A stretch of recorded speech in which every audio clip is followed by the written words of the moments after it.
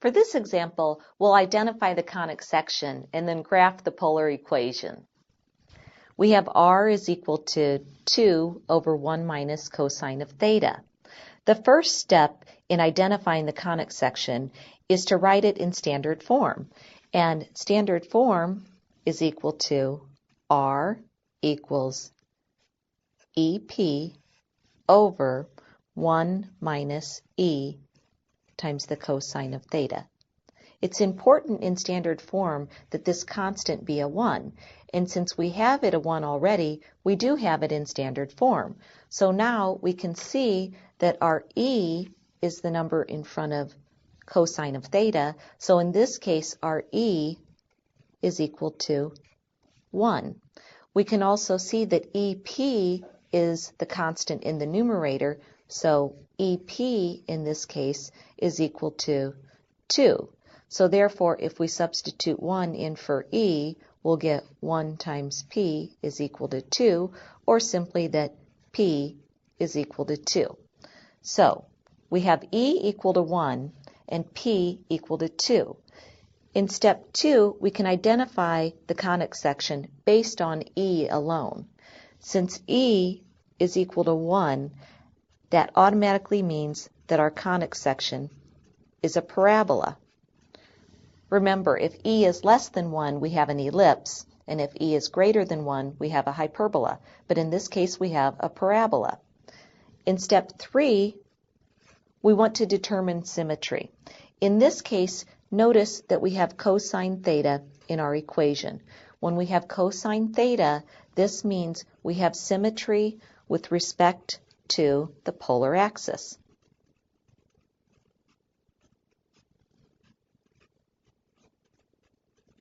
That's going to help us in our graph. If we had sine theta, we would have symmetry with respect to the line theta equals pi over 2. But in this case, our curve will be symmetric with respect to the polar axis. Now we're ready to start graphing. Based on the standard form, we know that our focus is located at the pole, and because p is equal to 2, we have our directrix located at the line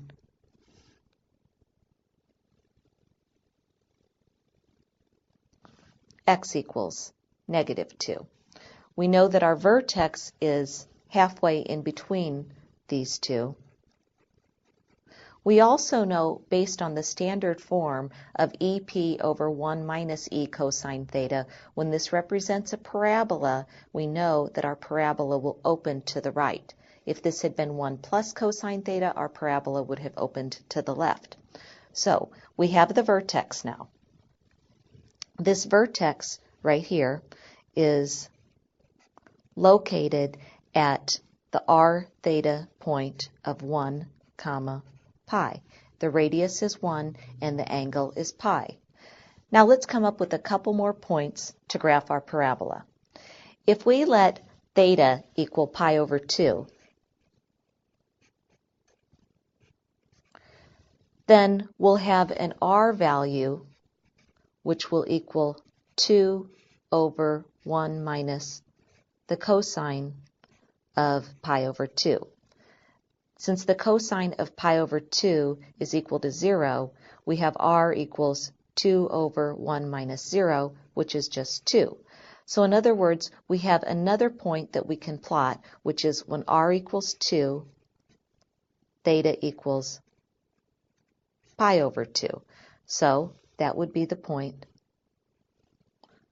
2 pi over 2 right here. Because we have symmetry with respect to the polar axis, then we'll also have a point down here at 2 when the angle is 3 pi over 2. Now we can sketch a graph of this conic section.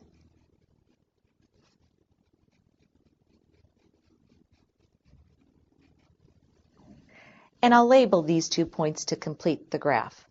This angle is pi over 2, the radius of 2, so that's the point 2 pi over 2. And this point down here is 2 comma 3 pi over 2.